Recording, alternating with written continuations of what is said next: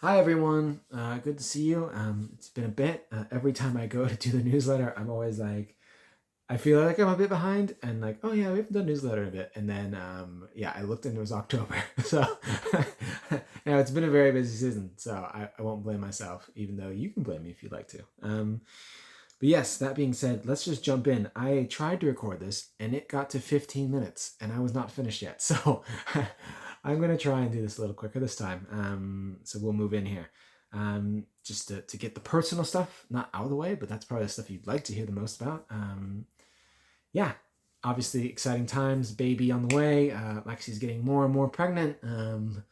Especially Una's favorite thing is just to run up to Lexi right now, pull her shirt up and go, big belly, and so yeah, it's very cute. But March 31st is the due date. Baby boy will be coming and joining us, and yeah, girls are excited. We're excited. I know Lexi's excited and ready to not be pregnant anymore. And so yeah, that's all looking really good and healthy, and everything's on track. So exciting stuff. Girls are both doing really well. Maeve's doing really well at school. She's doing drama, she's doing ballet, she's doing swimming, and then obviously just the normal stuff with her friends there. Getting ready, she's already signed up to go and move into the kind of the big school, the primary school, which is also Irish language. So primarily taught in Irish language, which will be amazing. So that'll be in September and August, kind of September. And then Una's now enrolled and signed up to start at the same time in the Neenra that Maeve has been in. So yeah, so exciting times. And it'll be fun to have two little Gaelgors, like two Irish speakers. I'm also taking Irish language classes. So Lexi's going to be the odd person out here. We'll all be talking in Irish behind her back, I guess. But yes, that's been fun for me as well. And it's been fun for Maeve and I, even just walking home sometimes, sharing what Irish we learned. So yeah, that's been good. They're both doing really well. Una's doing really well too. She started kind of a baby ballet class, which she likes. I don't know how much of a ballet dancer she's going to be versus like maybe an MMA fighter. Seems to be more the tone that she's going into. But yes, she's enjoying that and she's having fun. And yeah, it's fun to see her little personality coming more and more. Yes, Lexi's schooling is going really well. She just finished kind of like all the coursework she needed to do to postpone for a bit. It's largely done. I don't know if officially, but I want to say she's probably like 80% done with it. She'll postpone for a bit, obviously, with the baby, and then finish it up. That's the medical assistant stuff. She's really enjoyed it and enjoyed, especially, she finished all her work experience. So there's two houses she worked in. One was with kids that needed medical help or physical help in different capacities, and one was with adults who needed some kind of additional help. So yeah, so it was great. She really liked it. Good experiences, good different things to see, like what she likes, what she doesn't like. Kind of help her think through like where she'd want to work. So there's a big shortage. I mean, our medical system in general is a big shortage, but particularly medical assistants is a big shortage. So that will be a huge thing. For myself, schooling is going well. Is also I'm finishing my master's program. I finished my last module and the last paper. I turned that all in December. It was a bit daunting. It's daunting to. I wrote a commentary on the Book of James. Well, not the whole book, but a section of the book. And the professor who taught the module, but also was grading it, is on the NIV translation committee, and he is also has written like one of the foremost like commentaries on James. So that was a bit daunting, and some of his stuff was pretty brutal, but I got a good mark back, so that was good, and that's done. Now I'm just in the dissertation writing period, and I have a supervisor, and I have a schedule, and I have a timetable, and I'm hoping to get that all done by July. And graduating in August, and apparently then I will be a master of theology. So we'll see what that means. But yes, so that's kind of the personal stuff on our end. Yeah, so big thing moving forward then is just, yeah, church stuff. Church stuff is the pastor, Fraser, who I was working with, has now left. He left there at the end of January, started his new job at the other church. And yeah, it's gone well so far. I mean, people I think were sad to see him leave. I think in another way, it does mark the end, maybe in a good way, of moving forward as a church, and kind of like addressing some of the issues we had. You'll see that in the last email there, just some of the issues that the church is facing, things that need to change. Probably if we don't change things now, probably in the next 10 to 12 years would probably be largely dying out. Just even demographics of the church are moving that way. So yeah, lots of change that is probably needed. New vision, new mission. Yeah, like a lot of new thought that probably needs to come in. So they've closed the application period now. That's all done.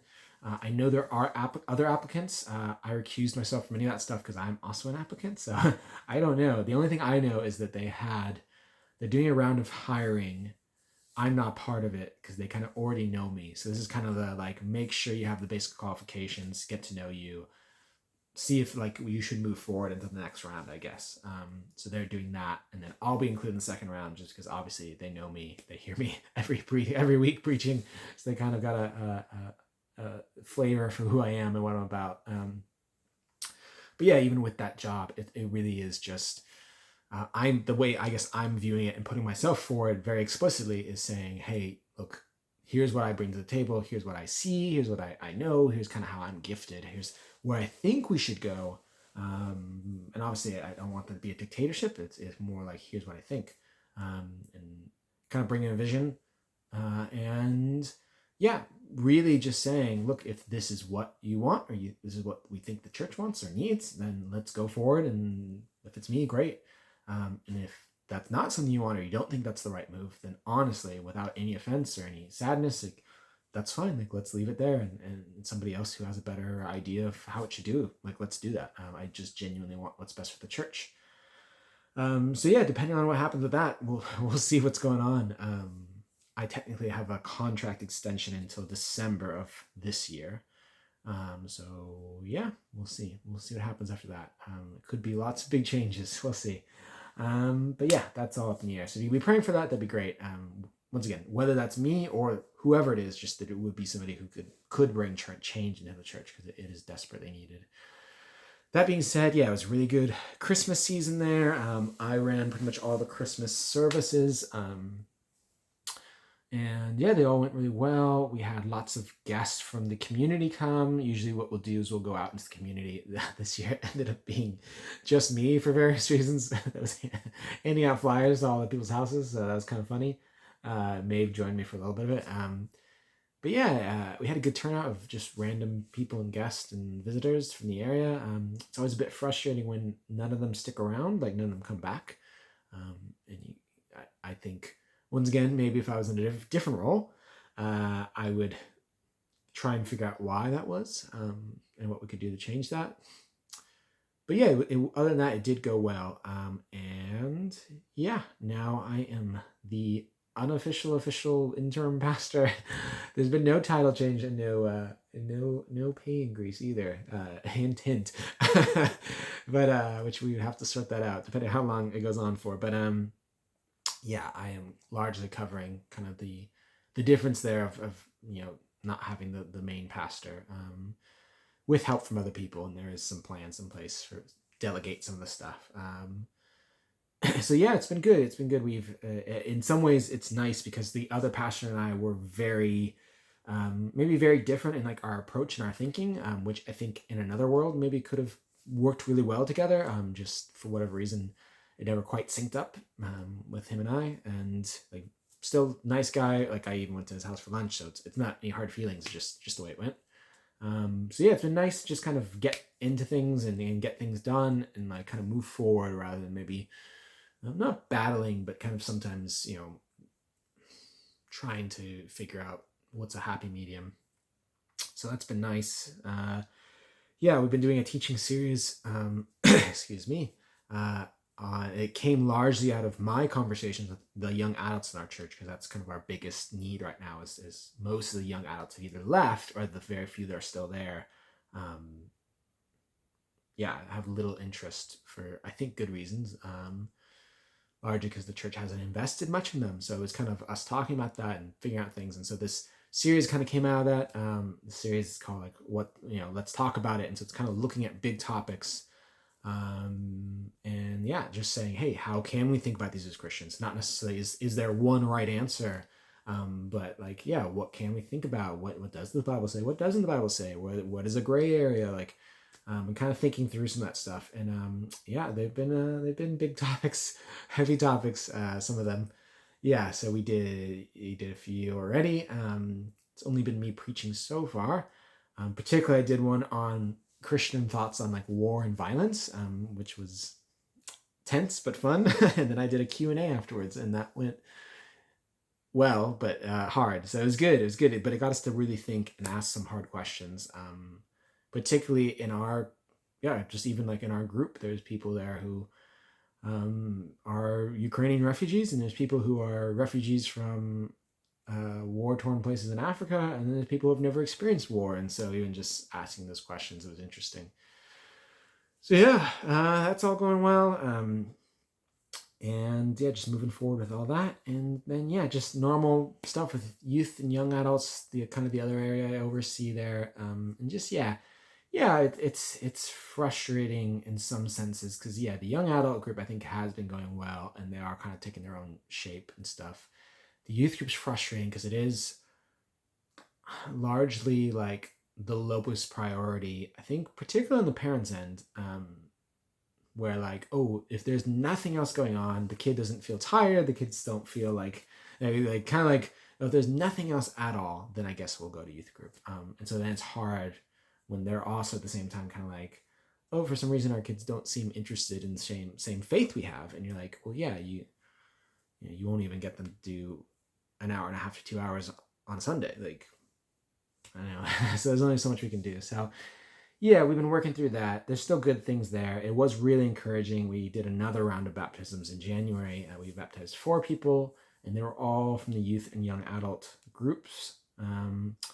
And yeah, in the last one too, we did 3, and 2 of them were from youth and young adults. So that, at least for me, has been encouraging, and it feels like an accomplishment and achievement. Particularly, there was one girl, like when I first started, it was kind of like, oh yeah, she won't even come. Like, she won't come to youth group. We force her to go to church. Like, she won't, like, kind of counter out. She won't be interested. And to see her over the last 3 years, yeah, just even answering questions and being open and honest with her, and like bringing her stuff, and yeah, getting her involved, and just, I think, her kind of starting to get to see some of the, once again, not indoctrinating her, but instead kind of like, hey, like, here's, I think, some answers that Christianity does provide for like how we have to face the world and deal with things. And yeah, that she kind of got to wrestle with those things herself. And so to see her go from that to, in January, that I got to baptize her, and that she initiated that all herself, was really amazing. So yeah, so it's been good. So it's always, with anything in ministry, it's always ups and downs. So there you go. Okay, I'm at 13 minutes. I've beaten my time. I'm gonna end it here. So yeah, we're so appreciative of you guys, and I know it's been a lot going on. I would make a promise that it'd be better about doing the updates, but we're about to have a baby, so I can't guarantee that. Maybe I'll have more time to do updates. We'll see. But there you go. We appreciate you guys so much. We are so thankful for all you're doing. And yeah, feel free to check out the photos, check out some of the stories. There's some cultural stuff, especially some of the stuff about the weather.